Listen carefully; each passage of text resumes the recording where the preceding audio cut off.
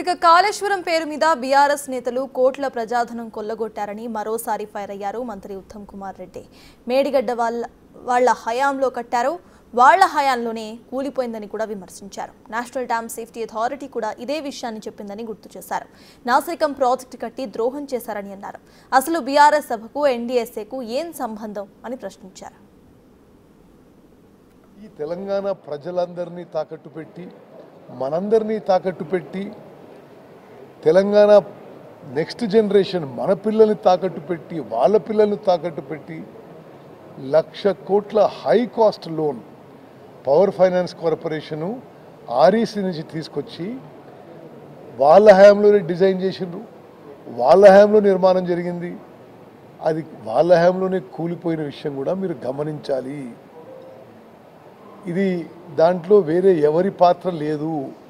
It's a total failure of it is a negligence and failure of earlier BRS government.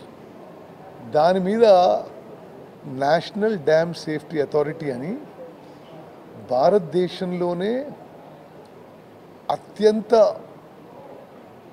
ప్రముఖ నిష్ణాతులు, the biggest experts in the country on dams and barrages, వాళ్ళు 15 నెలల పాటు investigation enquiry చేసి మీ design లోపభూయిష్టంగా ఉంది, మీ నిర్మాణం మీ నాసిరకంగా ఉంది, మీరు సాయిల్ టెస్టింగ్ చేయలేదు, సరి అయిన జియో టెక్నికల్ ఇన్వెస్టిగేషన్ చేయలేదు, కట్టినందుకే ఇది కూలిపోయింది. ఇది ఎంత పెద్ద విషయం. నాకు తెలిసి స్వతంత్ర భారతదేశంలో ఇంత పెద్ద స్థాయిలో ప్రజాధనం ఎక్కడ కూడా దుర్వినియోగం కాలేదు.